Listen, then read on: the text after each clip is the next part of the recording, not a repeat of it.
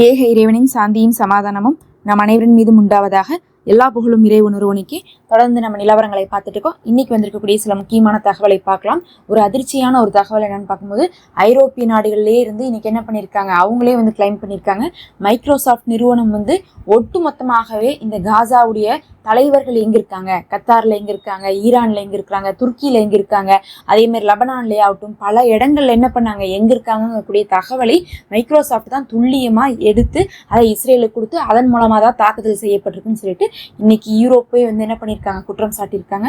தொடர்ச்சியாக இந்த மைக்ரோசாஃப்ட் நிறுவனம் வந்து பாத்தீங்கன்னா இந்த ஏஐ மூலமாக காசாவுடைய பொதுமக்களை வந்து அதிகமானவங்களை அழிச்சாங்க. அதுக்கு காரணமும் மைக்ரோசாஃப்ட் தான். இன்னொரு பக்கம் பார்க்கும்போது எங்கெங்கெல்லாம் தலைவர்கள் குறிவைக்கப்பட்டாங்களோ அதற்கு காரணமும் மைக்ரோசாஃப்ட் தான் சொல்லிட்டு இன்னைக்கு வந்து தகவல் வெளியே இருக்குது. இந்த நிறுவனங்கள்லாம் இவங்களை உயிராக பார்க்காம இதை ஒரு பிஸ்னஸாக பார்த்து இஸ்ரேல்ட்டையும் அமெரிக்காட்டையும் வந்து கோடி கோடியாக வந்து காசை வாங்குறதுக்காக போரை நிறுத்தாமையே இருக்கணும் அப்படின்னு ஆசைப்பட்டுட்டு பெரும் பெரும் பிரச்சனைகளை இழுத்து விடுற மாதிரி தான் தலைவர்களை தாக்குனாங்க. நமக்கு தெரியும், ஈரானில் வந்து பார்த்திங்கன்னா வச்சு தலைவர்கள் தாக்கப்பட்டாங்க, அதேமாதிரி லெபனானில் வச்சு தாக்கப்பட்டாங்க. இதே மாதிரி தான் வந்து பார்த்திங்கன்னா கத்தாரில் வச்சு கூட கடைசியாக ஒரு பெரிய தாக்குதல் நடத்தப்பட்டுச்சு. இதனால தான் அங்கே இருக்கக்கூடிய ஊழியர்களே கூட ஒவ்வொரு சமயம் வந்து அவர்களை எதிர்த்து கேள்வி கேட்டாங்க. அந்த வீடியோக்களும் வந்து பார்த்தீங்கன்னா ஆன்லைனில் ரொம்ப வைரலாச்சு. அவங்களெல்லாம் வேலையை விட்டு நீக்கினாங்க அப்படிங்கக்கூடிய தகவலையும் நம்ம பார்த்துருப்போம். நம்ம இருக்கக்கூடிய இந்த உலகத்தில் நம்ம வந்து பார்த்தீங்கன்னா புழங்கக்கூடிய இந்த யூடியூப் முதல் கொண்டு இன்னும் எல்லாமே, யூடியூப் மட்டும் இல்லை, எல்லாமே வந்து பார்த்தீங்கன்னா இந்த மீடியா ஃபுல்லாகவே அவங்க கையில் தான் இருக்குது. அதேமாரி நம்ம புழங்கக்கூடிய சாஃப்ட்வேர் எல்லாமே அவங்க தான் எழுதுறாங்க. நம்ம யூஸ் பண்ணுற இந்த கூகுள் கூட வந்து பார்த்தீங்கன்னா அவங்க தான். எல்லாமே A to Z வந்து யூதர்கள் கையில் தான் இருக்குது. எல்லாருமே இஸ்ரேலுக்கு ஆதரவாக தான் இருக்கிறாங்க. அப்படிங்கும்போது எந்த இடத்துல வேணால் அவங்க என்ன பண்ணுறாங்க, நம்மளை முடக்க முடியுது. இதை இன்னைக்கு வன்மையாக கண்டித்து யூரோப்பே வந்து கேள்வி கேட்டிருக்காங்க. இதனாலெல்லாம் எந்த ஒரு தீர்ப்பு வரப்போறதும் இல்லை, அவங்க திருந்த போறதும் இல்லை. ஆனால் உலகத்துக்கு வெளிச்சமாயிருக்கு இவர்களும் இதற்கு பின்னாடி இருந்தாங்க அப்படின்ட்டு. அதே மாதிரி லெபனான் ராணுவத்துக்கு இருக்கு பாருங்க, இன்னைக்கு 90 மில்லியன் அளவுக்கு என்ன பண்ணியிருக்காங்க, ராணுவ பொருட்களை, அதாவது வந்து டாங்கிகள், அதுக்கப்புறம் விமானங்கள், அதெல்லாம் கொடுத்துருக்காங்க அமெரிக்கா. எதுக்கு லெபனானுடைய ராணுவத்துக்கு கொடுத்துருக்காங்கன்னு நீங்க பாத்தீங்கன்னா, ஆரம்பத்துல லெபனானுடைய ஆட்சியில இருக்கக்கூடிய ஜனாதிபதி ஆகட்டும் பிரதமராகட்டும் அவங்களையெல்லாம் விலைக்கு வாங்குறது தான் அமெரிக்காவுடைய வேலையா இருக்கு. ஏன்னா இஸ்ரேலை வந்து அடிக்கக்கூடாது, அங்க இருக்கக்கூடிய போராளிகள் எதுவும் செஞ்சிடக்கூடாதுன்னா அங்க போராளிகள் தனியா இருப்பாங்க, ஆட்சியாளர்கள் தனியா இருப்பாங்க. அந்த ஆட்சியாளர்களை நம்ம விலைக்கு வாங்கணும், போராளிகளை நம்மளால ஒன்றும் பண்ண முடியாது. ஒன்னா அவங்கள அழிக்கவும் முடியாது, இன்னொன்று அவங்கள விலைக்கு வாங்க முடியாதுங்கிறதுனால ஆட்சியாளர்களை இப்போ என்ன பண்றாங்க, விலைக்கு வாங்கிடுறாங்க. அந்த ஆட்சியாளர்கள் வந்து இவங்கள்ட்ட இருந்து இப்போது ஆயுதம் வாங்கியிருக்காங்க. இந்த ஆயுதம் எதுக்காகன்னு வந்து பார்த்தீங்கன்னா வேற எதுக்காகவும் இல்லை, உள்ளக்குள்ள இருக்கக்கூடிய போராளிகளை தாக்குறதுக்காகவும் உள்நாட்டு பிரச்சனை வர்றதுக்காகவும் தான் இப்போ அமெரிக்கா கொடுத்துருக்காங்க.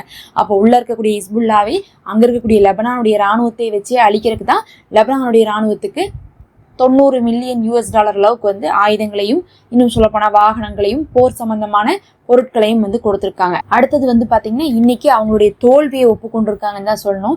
அதுவும் வந்து பார்த்தீங்கன்னா முன்னாள் அமெரிக்க உளவுத்துறையை சேர்ந்தவரே இந்த தகவலை சொல்லியிருக்காரு. அவர் என்ன சொல்றாருன்னா, ஈரானை அழிக்கிறதுக்காகவும் ஈரானை வந்து உங்க கண்ட்ரோலுக்குள்ள கொண்டு வரக்காகவும் எவ்வளவோ முயற்சி பண்ணீங்க, ஆனா எல்லா முயற்சியும் நீங்க தோல்வி விட்டுறீங்கன்னு சொல்லிட்டு இஸ்ரேலை இன்னைக்கு சொல்லியிருக்காரு.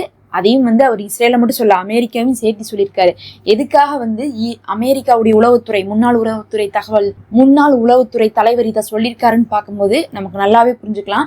இவங்க இப்படி பண்ணிதான் சிரியாவை என்ன பண்ணிட்டாங்க, ஜூலானியை கொண்டு வந்து ஏதோ ஒரு விதத்துல கண்ட்ரோல் பண்ணிட்டாங்க. அதே மாதிரி லெபனான் என்ன பண்ணாங்க, அங்க இருக்கக்கூடிய பிரதமர்களையும் அதுக்கப்புறம் அங்க இருக்கக்கூடிய ஜனாதிபதியும் வந்து ஆட்சி அமர்த்தி அந்த ஆட்கள் வந்து பாத்தீங்கன்னா அமெரிக்கா பேச்சு கேட்கற மாதிரி பண்ணிட்டாங்க. வெஸ்ட் பேங்க்ல பார்த்தா முகமது அப்பாஸ் வந்து இவங்க பேச்சு கேட்பாங்க. அப்படி பார்க்கும்போது லெபனான்லயும் சரி, வெஸ்ட் பேங்க்லயும் சரி, சிரியாலையும் சரி ஆட்சி வந்து மறைமுகமாக அமெரிக்காவும் இஸ்ரேலும் தான் பண்ணிட்டு இருக்காங்க. அதேவே என்ன பண்ணலாம்னு நினைக்கிறாங்கன்னா, இவங்க போய் ஈரான்ல பண்ணலாம், ஆயத்துல்லா கொமேனி அவர்களை இல்லாம பண்ணிடலாங்கிறதுக்காக பெரும் முயற்சி பண்ணியிருக்காங்க. ஆனா எந்த முயற்சியுமே கை கொடுக்காம இந்த போர் மூலமாலாம் எந்த ஒரு லாபத்தையும் வந்து ஈரான்கிட்ட பெற முடியாம இஸ்ரேலும் அமெரிக்காவும் தவிச்சிருக்கு. இதில் நம்ம அமெரிக்காவும் சேர்த்தி தான் ஆகணும். ஏன்னா அமெரிக்காவுடைய உளவு தகவல் தான் சொல்லுது, நம்ம எவ்வளவோ பண்ணோம் ஆனால் வந்து என்ன பண்ண முடியல, கடைசி வரையும் வந்து அதை மட்டும் நம்மளால அடைய முடியல. ஒருவேளை ஆயத்துல்லா கொமேனி அவர்களை நம்ம என்ன பண்ணியிருந்தோம், எலிமினேட் பண்ணியிருந்தோம்னா இந்நேரம் அதை அடைய முடிஞ்சிருக்கும். இது நமக்கு ஒரு தோல்வி தான், நம்மளுடைய இந்த 2 வருஷம் முயற்சியில அது ஒன்று சாதிச்சிருக்கணும் அப்படிங்கிற மாதிரி வருத்தம் தான் தெரிவிச்சிருக்காரு அமெரிக்காவுடைய உளவுத்துறை.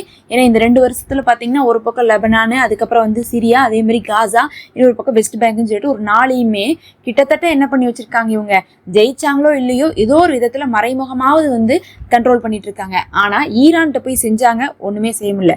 ஏமனை போய் அடிச்சாங்க, ஏமனையும் ஒண்ணுமே செய்ய முடியல.